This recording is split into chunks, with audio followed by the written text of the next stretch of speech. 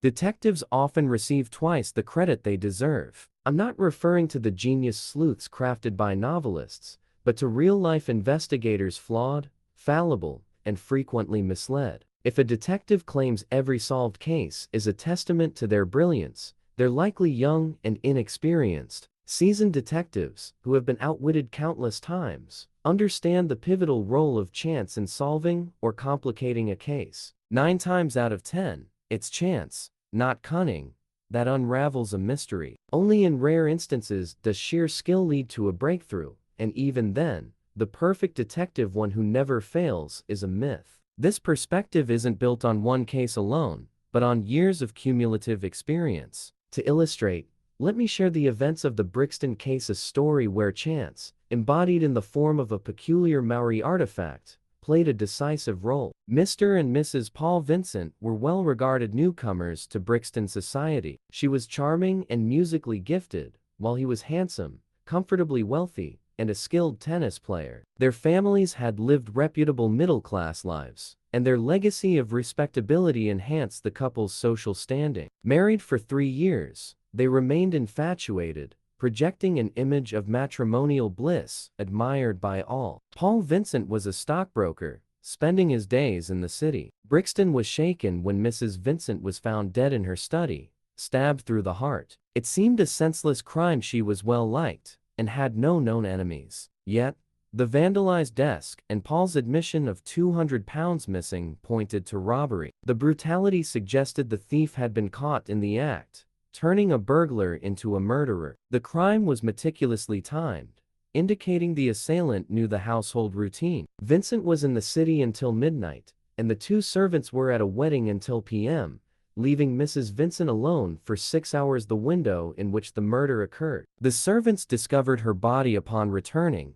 and the alarm was raised. When Vincent arrived home, he found his wife dead, the house swarming with police, and his servants in shock. I was assigned to the case at 9 the following morning. By 10, I was at the scene, meticulously examining the study, left untouched since the crime's discovery. It was a modestly furnished room, cluttered yet ordinary, a desk by the window, a round table, several chairs, and a mantelpiece adorned with pipes, foils, and boxing gloves. Yet, one foil was missing. The room bore signs of a fierce struggle: chairs overturned, the tablecloth strewn across the floor, and the desk savagely hacked open.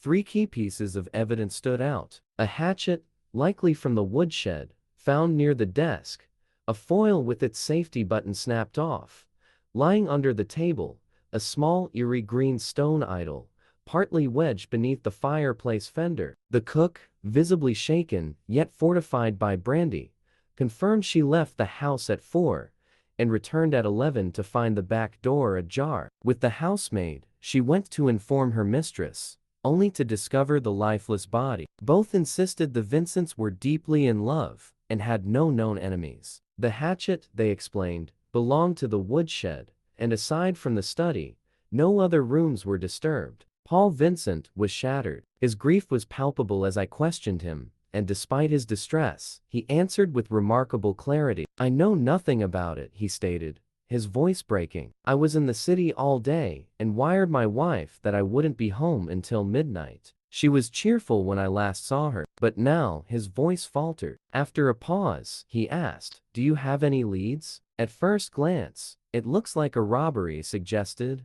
His face grew pale. "Robbery? But who would? You mentioned £200 was taken?" "Yes. From my desk drawer. 4 £50 notes. Did anyone know about this money?" "No, except my wife, and..." He hesitated before admitting, "I'd mention it to someone." "Roy?"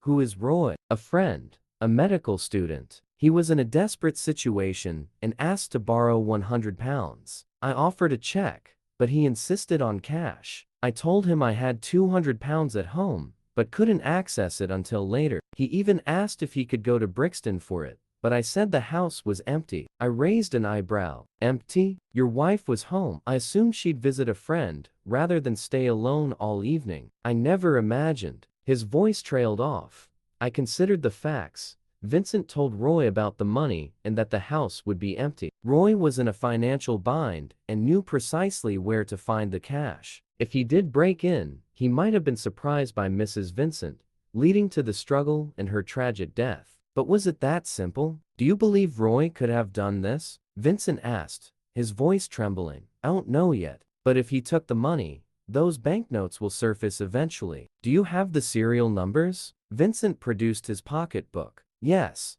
I always note the numbers for large amounts. I copied them down. Describe Roy for me. He's tall, fair-haired, good-looking. He wore evening dress under a fawn-colored overcoat when I last saw him. I jotted down the details, then glanced at the green stone idol. Its presence in the study seemed oddly out of place, a silent witness to the crime. Yet, its significance was unclear. Was it a clue or merely a trinket misplaced in the chaos? Little did I know, this curious artifact would soon reveal the role of chance in this tragic tale, a role that no amount of detective acumen could have anticipated. In the ordinary streets of Brixton, stumbling upon such a peculiar object felt almost unreal. I couldn't shake off the feeling that it must have ended up there by sheer accident. By the way, Mr. Vincent, I began, pulling the strange item from my pocket. Does this green stone idol belong to you? He examined it with curiosity, his face suddenly paling as he let it slip from his fingers. I've never seen it before, he muttered. Then his eyes widened in horror. There's blood on it. That's your wife's blood, sir, I said, my voice steady. If it's not yours, then it belongs to her killer. From the place where I found it, I suspected it must have fallen from his pocket as he stood over her. The bloodstains were unmistakable, a damning piece of evidence. If the murderer had kept his wits about him, he would never have left behind such a crucial clue. This idol, sir, will bring justice to the one who took Mrs. Vincent's life. Vincent's face tightened. I hope so. But unless you're certain about Roy, don't ruin his life with an accusation that could be false. I wouldn't dream of arresting him without solid evidence, I assured him, then took my leave. It was clear that Vincent was struggling with conflicting emotions. As much as he wanted justice, he was hesitant to cast suspicion on Roy without cause. Had I not pressed him about the club incident, he might have kept it to himself. Yet, that detail gave me the lead I needed. I wouldn't dream of arresting him without solid evidence, I assured him, then took my leave. It was clear that Vincent was struggling with conflicting emotions. As much as he wanted justice, he was hesitant to cast suspicion on Roy without cause. Had I not pressed him about the club incident,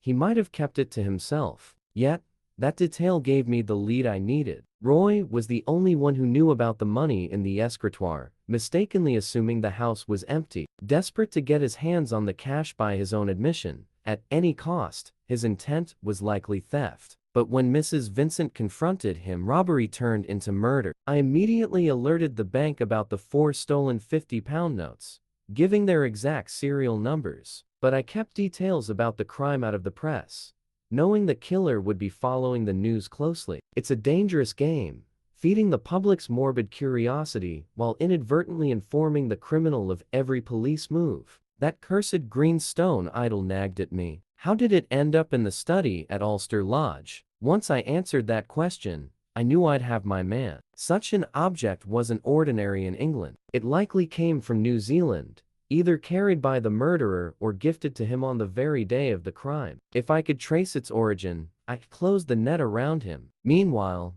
I followed the trail of the stolen banknotes. On June 23rd, just days after the murder, 2 of them showed up at the Bank of England. I was shocked at the carelessness of the criminal, but even more so when I learned they were deposited by a respected solicitor, Mr. Maudsley. When I met Maudsley, he was cooperative, but visibly uneasy. He called in his clerk, Mr. Ford, who nervously explained that he received the money from his sister, Clara Ford, a name that sent a jolt through me. My investigation had already revealed Clara's connection to Roy. She was the key. Desperate to save her brother from ruin after he confessed to embezzling funds from Maudsley, Clara had turned to Roy for help. Roy, driven by love and loyalty, handed over the stolen notes to Clara, who gave them to Ford to cover his debt. It was all starting to make sense. Roy's cryptic comment about ruin wasn't about himself, but about Ford's desperate situation. Determined to keep Roy in the dark,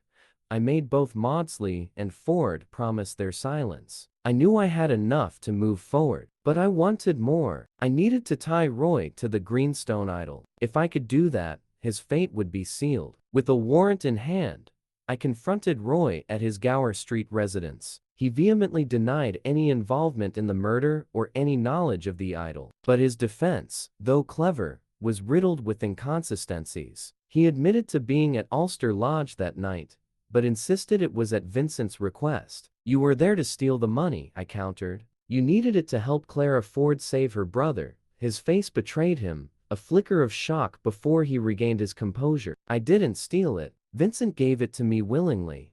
"Vincent says otherwise," I replied coldly. "Then he's lying," Roy snapped, his temper flaring. "I asked him for a loan at the Chestnut Club. He didn't have it on him, but said there were £200 in his desk at home." I studied his face. His story was elaborate, but it didn't explain the blood-stained idol or the fact that Mrs. Vincent had confronted him. I knew I had him. Even if his tale had some truth, it didn't absolve him of murder. I took him into custody, his protests ringing in my ears. But I was certain of his guilt. The banknotes linked him to the crime, and once I proved his connection to the green stone idol, there'd be no escaping justice. I needed the money that night, so I asked Vincent if I could go and get it myself, and he said no. Actually, he agreed. He gave me a note for Mrs. Vincent telling her to give me £100. I went to Brixton, collected the money in two £50 notes, and handed them to Miss Ford. When I left Ulster Lodge, sometime between 8 and 9, Mrs. Vincent was alive,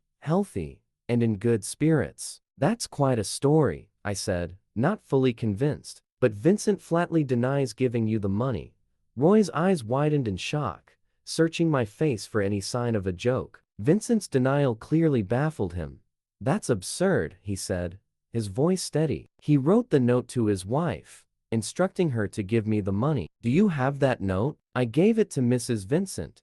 "Well, it's missing now," I replied. "If it existed, I would have it by now. You don't believe me, do you? Can you blame me? The notes are in your possession, and Vincent denies everything, but he can't possibly deny giving me the money." "He does." Roy looked as though the ground had been ripped out from under him. "That's madness. He was one of my closest friends, and now he's lying like this?" Enough," I interrupted, tired of the back and forth. "If you're telling the truth, Vincent's testimony will clear you. But if things happened as you say, his denial makes no sense." I ended the conversation there. It wasn't my job to listen to pleas or clever defenses. That was for the judge and jury to decide. So, I took Roy into custody and left. The next morning, every newspaper in London praised my clever capture of the alleged murderer. Most detectives would have basked in the glory I didn't. Roy's heartfelt claims of innocence left me uneasy. For all I knew, I could have the wrong man behind bars. The evidence against him was strong. He admitted to being with Mrs. Vincent that night, and he had the two £50 notes. His only defense was that supposed letter from Vincent, which had vanished assuming it ever existed. Vincent was devastated by Roy's arrest. He'd always liked the young man and found it hard to believe he was guilty. Yet, the mounting evidence left him no choice. Still, he blamed himself for not lending the money, convinced he could have prevented the tragedy. "I had no idea it was that urgent," he confessed. "If I had, I would have gone to Brixton myself and given him the money. Maybe then my wife would still be alive, and Roy wouldn't be facing the gallows." "What do you make of his story?" I asked. "It's a complete fabrication. I didn't write a note, and I never told him to go to Brixton. Why would I, when I thought no one was home? It would have been better if you'd gone home that night instead of the Alhambra." "I know. It was a terrible mistake," he admitted, "but I never imagined Roy would try to rob me. Besides, I'd already promised Dr. Monson to go to the theater with him." The next day,